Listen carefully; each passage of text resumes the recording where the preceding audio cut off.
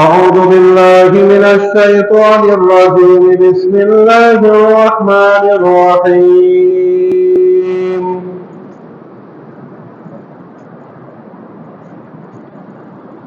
فلما فصل طالوت بالجنود قال إن الله مبتليكم بنهر فمن شرب منه فليس مني ومن لم يطعمه فإنه مني إلا من اغترف غرفة بيده فشربوا منه إلا قليلا منهم فلما جاوزه هو والذين آمنوا معه قالوا لا طاقة لنا اليوم بجالوت وجنوده قال الذين يظنون أنهم ملاقو الله كم من فئة قليلة غلبت فئة كثيرة بإذن الله والله مع الصابرين.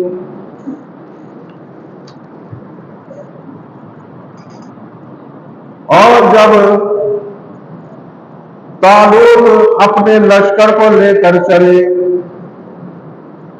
کہنے لگے کہ اللہ کی طرف سے ایک نہر کے ذریعے تمہاری آزمائش ہوگی،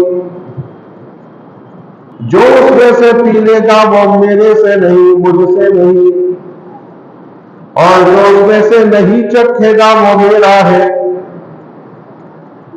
اللہ یہ کہ اپنے ہاتھ سے ایک چلو بھر کر پی لے۔ بس تھوڑے لوگوں کے سوا اس میں سے سب نے پی لیا۔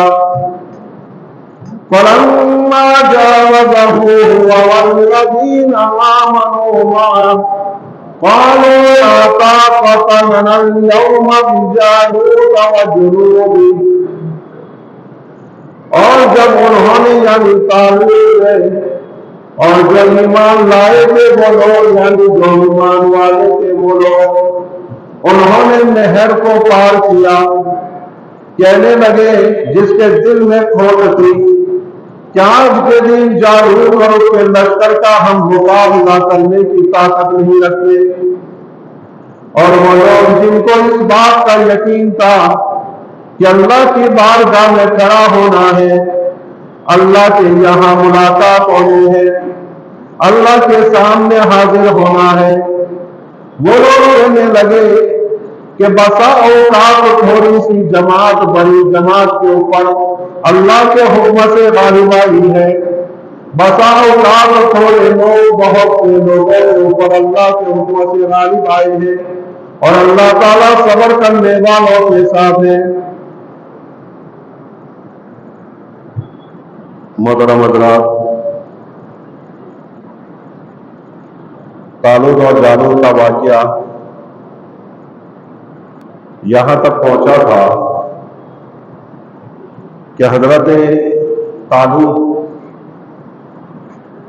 بنی اسرائیل کو لے کر نہر پر پہنچے اور کہا کہ دیکھو یہ نہر تمہارے لیے ایک آزمائش ہے، اس میں سے پانی نہ پینا، اور جو پانی پیے گا وہ میرا نہیں ہوگا اور جو نہیں پیے گا وہ میرا ہوگا۔ اب اس میں سے بہت ساروں نے پی لیا سوائے 313 کے۔ 313 لوگ وہ تھے جو حضرت طالوت کے وفادار تھے اور حضرت طالوت کے ساتھ مل کر جنگ کرنا چاہتے تھے اور حضرت طالوت کے فرما بردار تھے، یعنی سچے مسلمان تھے۔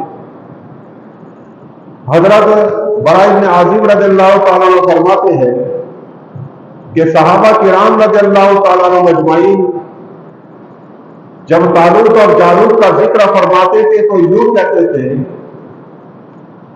کہ طالوت کا لشکر اتنا ہی تھا جتنا جنگ بدر کے موقع پر آقا سرکار دو عالم صلی اللہ علیہ وسلم کے ساتھ صحابہ تھے، یعنی بدر کے موقع پر 313 صحابہ تھے اسی طرح طالوت کے ساتھ بھی 313 ان کے ساتھی تھے۔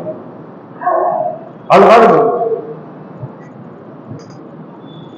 یہ لوگ آگے بڑھے، آگے بڑھنے کے بعد وہ لوگ جنہوں نے پانی پی لیا تھا اور حضرت طالوت کی نافرمانی کی تھی، وہ پیچھے ہٹنے لگے اور کہا کہ جالوت کے ساتھ جنگ کرنے کی ہمارے اندر طاقت نہیں ہے، ہم اس کے ساتھ مقابلہ نہیں کر سکتے۔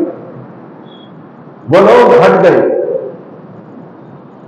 اسی لیے کہتے ہیں علماء کرام، مفسرین کرام لکھتے ہیں کہ جو آدمی گناہ کرے گا اور گنہگار ہوگا، وہ آدمی کبھی ہمت والا نہیں ہو سکتا، اس کے اندر ڈر بیٹھ جاتا ہے، چاہے چھوٹی چھوٹی جنگیں جیت لے، چاہے لوگوں کو مار لے پیٹ لے، لیکن جب بڑے حادثات ہوتے ہیں تو یہ لوگ کمزور ہو کر بیٹھ جاتے ہیں اور یہ لوگ ہاتھ دھو بیٹھتے ہیں، جنگ سے ہاتھ دھو بیٹھتے ہیں اور ہار کر ایک جگہ پر بیٹھ جاتے ہیں۔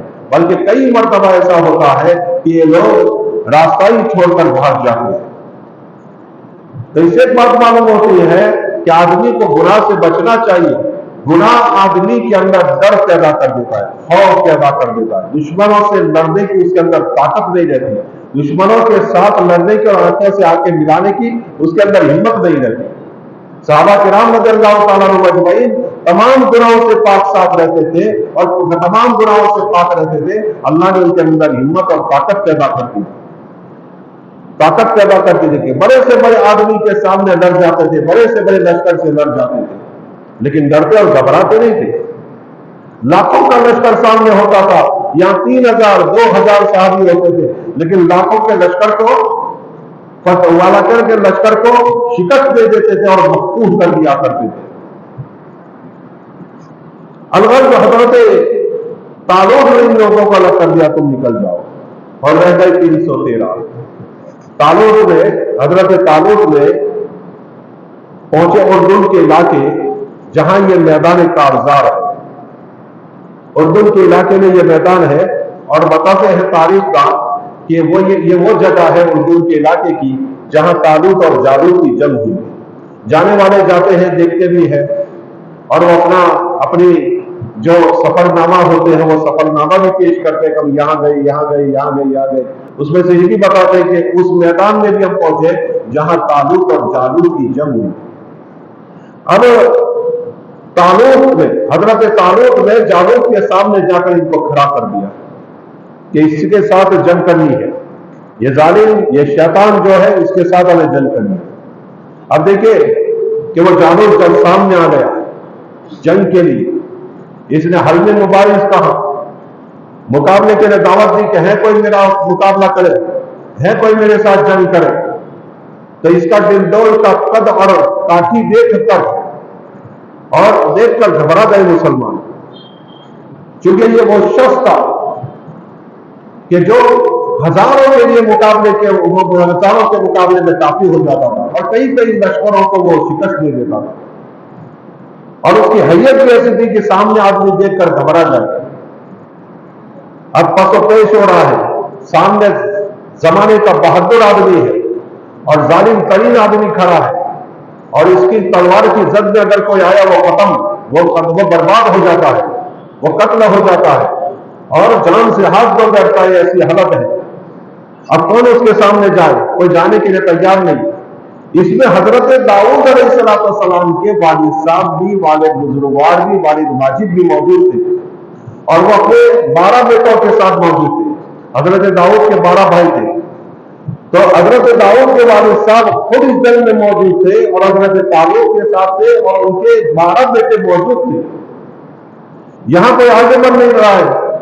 ادھر طالوت نے اعلان کیا کہ جو آدمی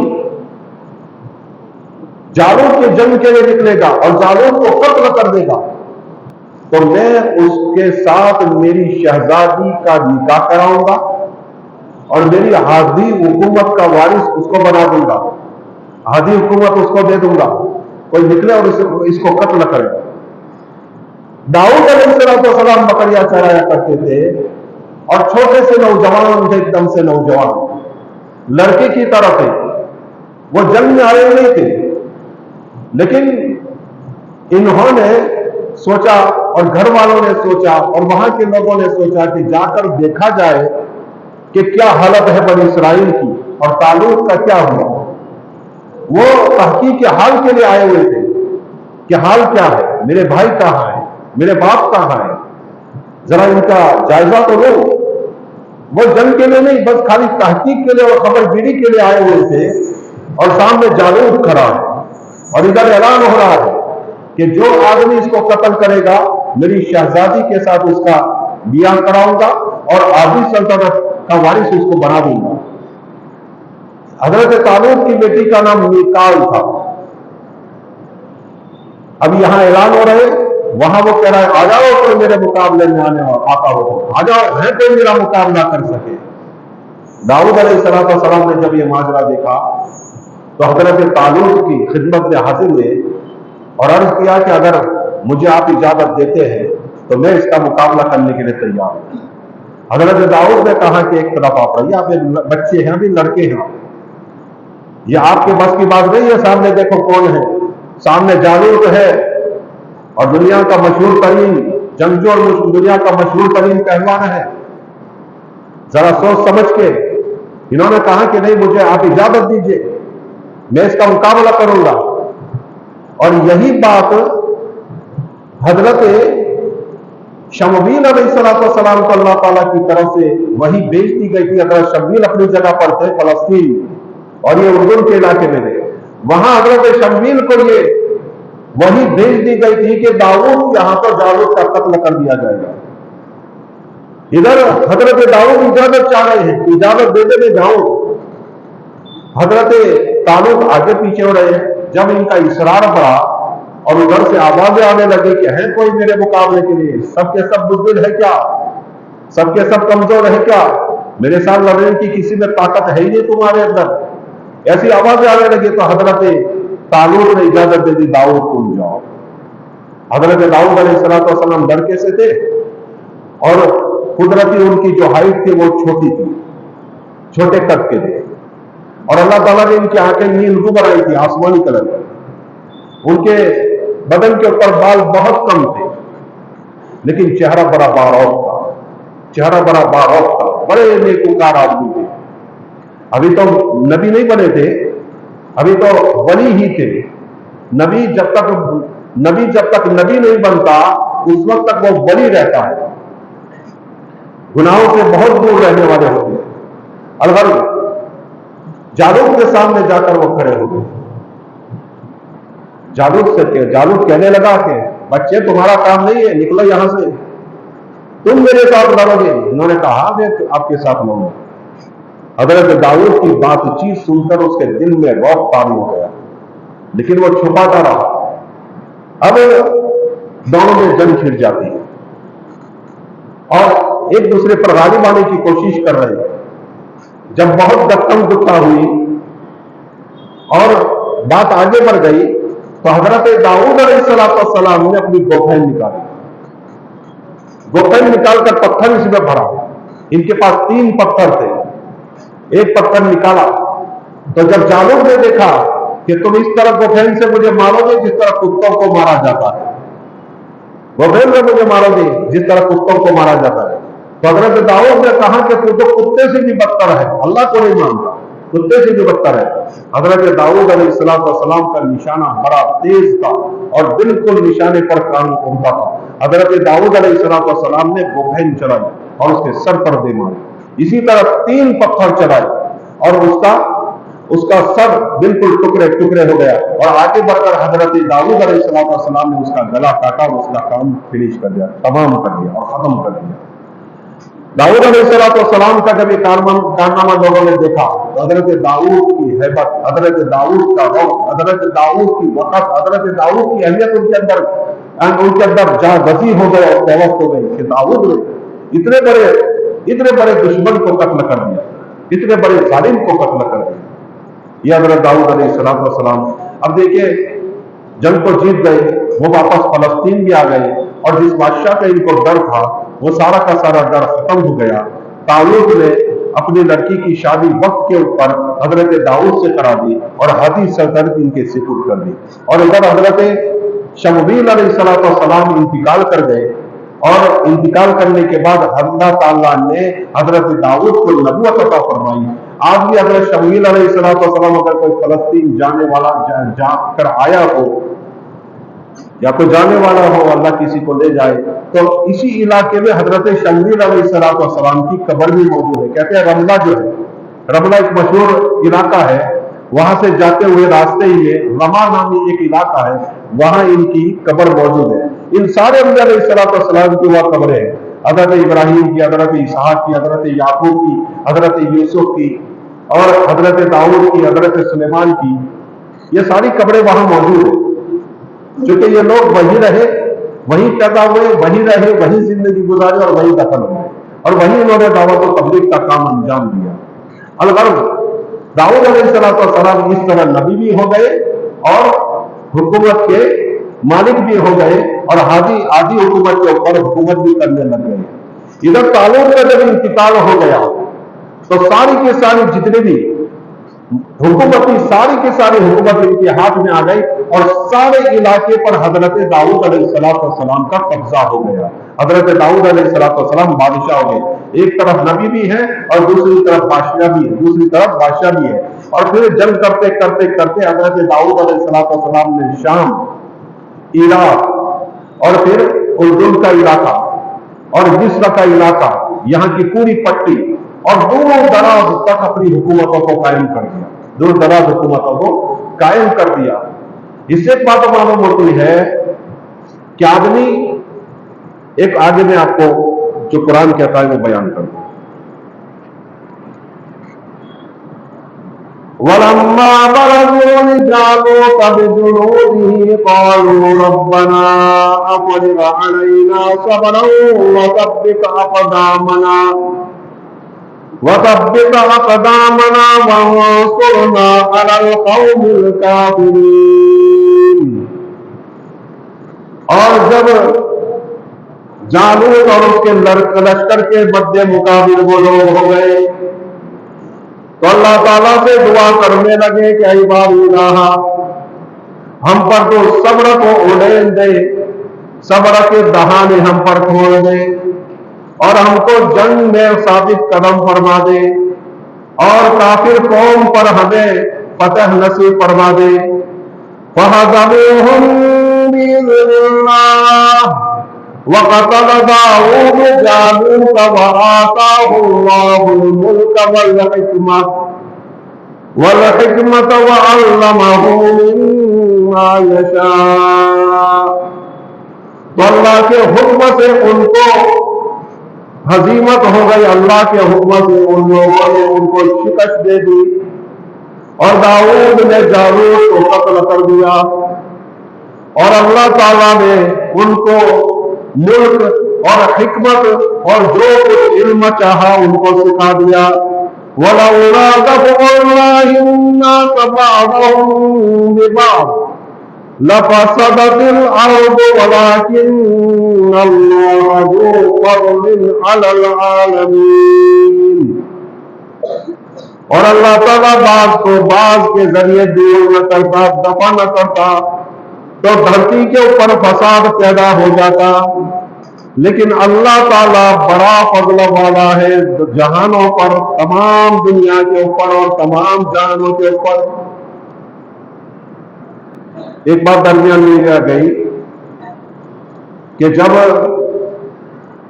طالوت نے قوم کو سامنے کر دیا تو انہوں نے دعا کی، ربنا افرغ علینا صبر، اے اللہ ہمیں تو صبر، ہمارے اوپر صبر تو اڑیل دے، صبر نصیب فرمائی نہیں کہا بلکہ صبر تو اڑیل دے۔ ایک تو آدمی ایک جگ سے پانی اپنے اوپر ڈالے تو تھوڑا تھوڑا پانی ہوتا، اور ایک تو بالٹی اٹھا کر اوپر ڈال دیا جائے تو پورا کا پورا آدمی پانی میں شرابور ہو جاتا ہے، پانی میں شرابور ہو جاتا ہے، پانی سے بھیگ جاتا ہے۔ تو انہوں نے کہا اے اللہ صبر کو ہمارے اوپر اڑیل دے۔ تو ایک بات یہ معلوم ہوئی کہ جب سامنے مصیبت آ جائے تو صبر مانگے، مصیبت نہ مانگے، صبر پہلے نہ مانگے، کہ اللہ نے صبر کی توفیق دیا، اللہ نے صبر کی توفیق۔ ایک صحابی دعا کر رہے تھے کہ اللہ صبر نصیب فرما دے، تو حضور اکرم صلی اللہ علیہ وسلم نے فرمایا تم تو مصیبت کو مانگ رہے ہو، تم تو مصیبت کو مانگ رہے ہو۔ کیا مطلب ہوا کہ صبر دے دے، مطلب یہ ہے کہ پہلے مجھے مصیبت دے، مصیبت آنے تو میں صبر کروں۔ بلکہ اللہ کے نبی صلی اللہ علیہ وسلم نے فرمایا کہ تجھے عافیت مانگنی چاہیے۔ حضرت عباس بن عبد المطلب آپ صلی اللہ علیہ وسلم کے چچا حاضر ہوئے اور نبی صلی اللہ علیہ وسلم سے عرض کیا، نبی اللہ مجھے کوئی نصیحت کیجئے، کوئی ایسی چیز عطا فرما دیجئے، کوئی ایسا عمل عطا فرما دیجئے جس پر میں عمل کرتا رہوں۔ آقا سرکار دو عالم صلی اللہ علیہ وسلم نے فرمایا کہ عافیت مانگا کرو۔ بات آئی گئی ہو گئی، چند دنوں کے بعد پھر حاضر ہوئے اور آقا سرکار دو عالم صلی اللہ علیہ وسلم سے کہا، نبی اللہ یا رسول اللہ مجھے کوئی ایسا عمل بتا دیجئے جس پر میں عمل کروں۔ چند دنوں کے بعد بھی جب یہ پوچھا تو کہا عافیت مانگو، اور اللہ کے نبی صلی اللہ علیہ وسلم نے فرمایا کہ میرے چچا یاد رکھو دنیا اور آخرت میں عافیت سے بڑھ کر کوئی چیز نہیں، اس لیے آدمی کو ہمیشہ عافیت مانگنی چاہیے، ہمیشہ عافیت مانگنی چاہیے، اے اللہ ہمیں عافیت دے دے۔ اور آقا سرکار دو عالم صلی اللہ علیہ وسلم نے فرمایا کہ جب اذان ہو جائے اور جب اقامت ہو، درمیان کے اندر جو وقت ہوتا ہے اس میں دعا کیا کرو۔ صحابہ نے پوچھا یا نبی اللہ کیا مانگے؟ آقا سرکار دو عالم صلی اللہ علیہ وسلم نے فرمایا کہ عافیت مانگا کرو۔ عافیت کتنی بڑی چیز ہے، دنیا میں عافیت سے بڑھ کر کوئی چیز نہیں۔ ایک بزرگ نے اللہ تعالیٰ سے دعا کی، اے اللہ مجھے کیا چاہیے؟ 2 روٹی اور 2 روٹی چاہیے، اور کیا بس تیرا ذکر کرتا رہوں، تیری عبادت کرتا رہوں، مجھے 2 روٹی اور 2 روٹی دے دے، میں تیری عبادت کیا کروں۔ وہ بزرگ جیل میں چلے گئے، جیل میں ان کو کھانا پینا ملتا اور اللہ کی عبادت کرتے۔ اللہ تعالیٰ سے کہنے لگا، اے اللہ اے باری الہ میں نے تو اس سے روٹی اور روٹی مانگی تھی، تو جیل دے دی تھی۔ تو اللہ تعالیٰ کی طرف سے ان کو الہام ہوا اور کہا کہ تو نے روٹی اور روٹی مانگی تھی میں نے دی دی، کاش کہ تو عافیت بھی اس کے ساتھ مانگتا۔ تو اس سے ایک بات معلوم ہوئی کہ اللہ تعالیٰ سے ہمیں عافیت مانگنی چاہیے، اور ہمیشہ عافیت مانگنی چاہیے اپنے لیے، اپنے گھر والوں کے لیے، اپنے بیوی بچوں کے لیے، اپنے بھائی بہنوں کے لیے خوب عافیت مانگا کرے۔ عافیت سے بڑھ کر دنیا اور آخرت میں کوئی چیز نہیں ہے، کوئی چیز نہیں ہے۔ اب دیکھیں انہوں نے کہا وَثَبِّتْ أَقْدَامَنَا اَيْ بَارِ الْإِلَٰهِ ہمیں ثابت قدم فرما دے، ثابت قدم فرما دے۔ تو اس کا ایک مطلب یہ ہوا کہ ثابت قدم فرما دے یعنی ہم جنگ میں تو آ گئے ہیں، اب مقابلہ تو ہم کریں گے لیکن ثابت قدم کرنے۔ تو اس سے ایک بات معلوم ہوئی کہ ہمیں ثابت قدم رہنے کے لیے کچھ کرنا پڑے گا، ویسے ہی دعا کرتے رہیں گے اور ہاتھ پر ہاتھ رکھے ہوئے اور ہاتھ سے ہاتھ ملتے ہوئے رہ جائیں گے، اس سے کام نہیں پڑے گا۔ ہمیں کچھ کرنا پڑے گا، آپس میں ایک دوسرے سے محبت، ایک دوسرے سے بھائی چارہ، اور اپنے آپ کی حفاظت کے لیے، اپنے آپ کی حفاظت کے لیے ہمیں کوئی ہمیں علم سیکھنا ہوگا۔ جیسے حضرت طالوت نے علم سیکھا، حضرت طالوت کے پاس علم تھا اور طاقت تھی، علم کو سیکھے، طاقت کو حاصل کیجیے، ورنہ پھر یہ ساری موبائل اور ساری چیزیں ہوتی رہیں گی جب تک کہ آپس میں اتحاد اور اتفاق نہیں ہوگا، اور قلم چلانے کی طاقت نہیں ہوگی، علم نہیں ہوگا، قانون سازی نہیں ہوگی اور قانون کا علم نہیں ہوگا، تو یہ ساری چیزیں ہوتی رہیں گی، ساری چیزیں ہوتی رہی۔ یہ پورا واقعہ جو ہوا طالوت اور جالوت کا، اس میں ایک دو باتیں ہمیں جاننے کو ملی۔ ایک بات تو یہ جاننے کو ملی کہ ہمارا ایک لیڈر ہونا چاہیے، جب تک ہمارا کوئی لیڈر نہیں ہوگا تب تک اس طرح مار کھاتے رہیں گے۔ جس قوم کا لیڈر ہوتا ہے وہ قوم بڑی مضبوط ہوتی ہے، بڑی طاقتور ہوتی ہے، جس قوم کا بھی لیڈر ہوتا ہے۔ آپ دیکھیے قریب میں ہمارے یہ دوسری برادری کے لوگ، دوسرے لوگ ہیں، ان کا ایک لیڈر ہے، جو کہتا ہے وہی ہوتا ہے۔ کتنی خوشحال قوم ہے، ان کا کوئی آدمی تمہیں، کوئی بھی آدمی فورم میں نہیں ملے گا، ان کا کوئی آدمی تمہیں بھیک مانگتا نہیں ملے گا، ان کا کوئی آدمی دوسری اسکولوں میں جاتا ہوا نہیں ملے گا، ان کے خود کے ہاسپٹل ہے، ان کے خود کے ڈلیوری ہوم ہے، ان کے خود کی اسکولیں ہیں، سب کچھ ان کا ہے۔ انہوں نے بیت المال وغیرہ قائم کیا ہوا ہے، اور ایک آدمی کے حکم کی ماتحتی میں چلتے ہیں، تو اللہ تعالیٰ نے ان کو آباد کر رکھا ہے۔ چلیے برادری کو دیکھو کتنی اللہ تعالیٰ نے ان کو نوازا ہے، ہر اعتبار سے نوازا ہے۔ وہ لوگ اپنے سسٹم سے چلتے ہیں پورے کو پورے، اور 360 گاؤں ہیں ان کے، کہیں بھی 360 کے قریب ان کے گاؤں ہیں، कहीं भी पुलिस स्टेशन नहीं है, कहीं भी एक पुलिस आपको नहीं मिलेगा कोई किसी भी गांव में। इसलिए इसकी वजह यह है कि वहां के जो लोग हैं, मुखिया है, वहां के जो बड़े हैं, वहां की कमेटियां बनी हुई है, और इन सारे गांवों की कमेटी की एक बड़ी कमेटी है, उनके मातहती में सारे काम चलते हैं। तो कहीं भी किसी पुलिस को जाने की जरूरत नहीं पड़ती, साल हर साल गुजर जाते हैं, कोई भी वहां FIR नहीं पड़ती, कोई भी FIR नहीं पड़ती। वहां का कोई आदमी आपको गरीब नहीं मिलेगा, कोई गरीब नहीं मिलेगा, हर एक कोई काम में मशगूल मिलेगा। कोई आदमी अगर फालतू बैठा हुआ है तो कमेटी उसको बुलाते हैं, फालतू बैठा हुआ क्या बात, क्यों तू यहां बैठा हुआ, काम धंधा नहीं करोगे, गरीब हो क्या करोगे, मुझसे धंधा नहीं, तू क्या कर सकता है बोल, तू क्या कर सकता है इतना बोल, रैकड़ा दिला दे, छोटा हाथी दिला दे, दुकान डाल दे, क्या करना है बोल। वो कहता है मुझे ये कर दो, तो इसको वो उसके पांव पर उसको खड़ा कर दिया जाता है। आज का ज़कात लेने वाला कल का ज़कात देने वाला बन जाता है। ये सिस्टम है, ये अल्लाह के नबी सल्लल्लाहु अलैहि वसल्लम ने सब कुछ हमें सिखाया है, ये कुरान सब कुछ हमें सिखा रहा है। कुरान खाली पढ़ना ही नहीं है, कुरान को समझना भी है, कुरान को समझना ही। कुरान ये सारी बातें हमें बता रहा है कि हमें किस तरह करना है। देखो बनी इस्राइल जब अकेले अकेले थे तो फतेह नसीब नहीं हुई, जब एक आदमी की मातहती में वो डट गए और उनके साथ रहकर मुकाबला किया तो अल्लाह ताला इनको फतेह नसीब फरमाई। इससे एक बात मालूम हुई कि जब कौम मुत्तहिद हो जाती है तो फिर अल्लाह की मदद आना शुरू हो जाती है। और एक बात ये भी है कि ये छोटी सी जमात थी 313, एक बात ये भी समझने को मिली और जानने को मिली कि सिर्फ 313 थे और सामने हजारों का लश्कर था, लेकिन अल्लाह ने फतेह नसीब फरमाई क्योंकि वो जालिम थे। इससे हमें एक बात मालूम होती है कि मुसलमानों को कभी भी मायूस नहीं होना चाहिए, चाहे हम अकलियत में हैं, चाहे हम दूसरों के मुकाबले में थोड़े हैं, लेकिन मुसलमानों को कभी मायूस नहीं होना चाहिए। अल्लाह बड़ा बहुत बड़ा है, जब जालिम का जुल्म हद से निकल जाता है तो फिर अल्लाह ताला कौमों की मदद फरमाते हैं, फिर इन लोगों को अल्लाह उलट कर रख देता है, अल्लाह ताला इन लोगों को। इसलिए हमें चाहिए कि हम अल्लाह की इबादत करें, अल्लाह की फरमा बरदारी करें, नबी सल्लल्लाहु अलैहि वसल्लम की सीरत को पढ़ें, सीरत हमें क्या क्या सिखाती है उससे हम सबक हासिल करें और इबरत हासिल करें, उससे नसीहत हासिल करें और अपनी जिंदगी सीरत के मुताबिक जीना सीखें और सीरत के मुताबिक अपनी जिंदगी को गुजारना सीखें। फिर अल्लाह ताला की मदद आना शुरू होगी, अल्लाह ताला की मदद आना शुरू हुई। एक बात ये मालूम हुई कि चाहे सामने कितने भी जाहो जलाल में हो, चाहे कितने भी ज्यादा लोग हो, चाहे कितने भी वो टिपटाप में रहते हो, चाहे कितने भी वो ताकत के साथ रहते हो, लेकिन मुसलमानों को मायूस नहीं होना चाहिए। इन वाक़यात से हमें ये सारी चीजें जानने को और सीखने को मिलती है। अल्लाह ताला का इन सभी बातों पर अमल करने की तौफीक नसीब।